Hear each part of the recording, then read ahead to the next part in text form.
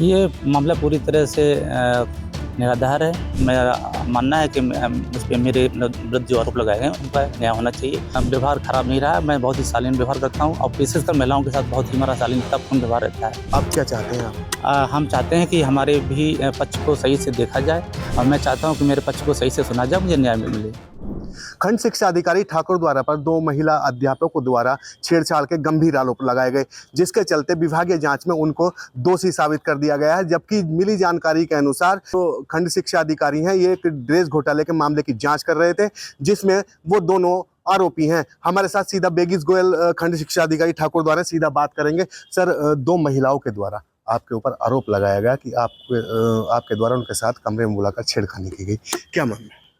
ये मामला पूरी तरह से निराधार है। मेन बात ये थी कि उस विद्यालय में ड्रेस का घोटाला हुआ था और जिसमें शिकायतकर्ता के द्वारा हम शिकायत की गई थी, जिसकी जांच में जिला विशेष शिक्षा अधिकारी महोदय द्वारा दी गई थी, जिसकी मैं जांच कर रहा था और उसमें जांच काफ़ी हद तक सही पाई गई थी। लेकिन उस विद्यालय के प्रधानाध्यापक द्वारा, सीमा गहलोत जो की हैं, कोई सहयोग नहीं किया गया। और इसके बाद वहाँ पे जांच के समय ये भी संज्ञान में आया कि उनके द्वारा एक दूसरे विद्यालय के शिक्षक द्वारा अवैध रूप से शादी की गई है, जो दोनों पहले से ही शादीशुदा हैं और जो कि जो हमारे कर्मचारी आचरण नियमावली है उसके विरुद्ध है। जांच कमेटी है, उसमें दोनों का पक्ष रखने के लिए बुलाया गया था, तो एक ही पक्ष की उसमें बात सामने आई है। विभागीय जांच ने आपको दोषी साबित कर दिया है। जांच कमेटी ने सभी को बुलाया था, सभी ने अपना अपना पक्ष रखा था, हमने भी पक्ष रखा था, सारे साक्ष्य भी दिए थे। लेकिन जब जांच कमेटी के द्वारा रिपोर्ट कहीं तैयार की गई तो कहीं न कहीं हमारे पक्ष को कमज़ोर साबित करते हुए दिखाया गया है। केवल उन्हीं के पक्ष को सही साबित करने का प्रयास किया गया है और जो कि न्याय संगत नहीं है। मेरा मानना है कि मुझ पे मेरे विरुद्ध जो आरोप लगाए गए हैं, उनका न्याय होना चाहिए और मेरे साक्ष्यों को गंभीरता से देखा जाना चाहिए।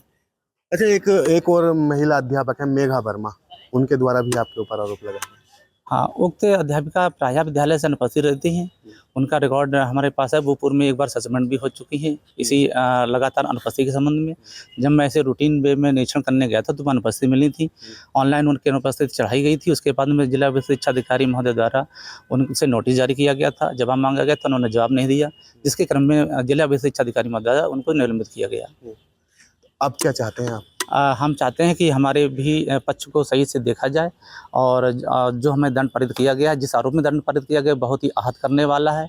मेरे पक्ष को सही से नहीं रखा गया है और मेरा कभी भी इस तरह का किसी भी स्टाफ के साथ, चाहे महिला हो चाहे पुरुष हो, कभी व्यवहार खराब नहीं रहा है। मैं बहुत ही शालीन व्यवहार करता हूँ और विशेषकर महिलाओं के साथ बहुत ही हमारा शालीनतापूर्ण व्यवहार रहता है और मैं चाहता हूँ कि मेरे पक्ष को सही से सुना जाए, मुझे न्याय मिले।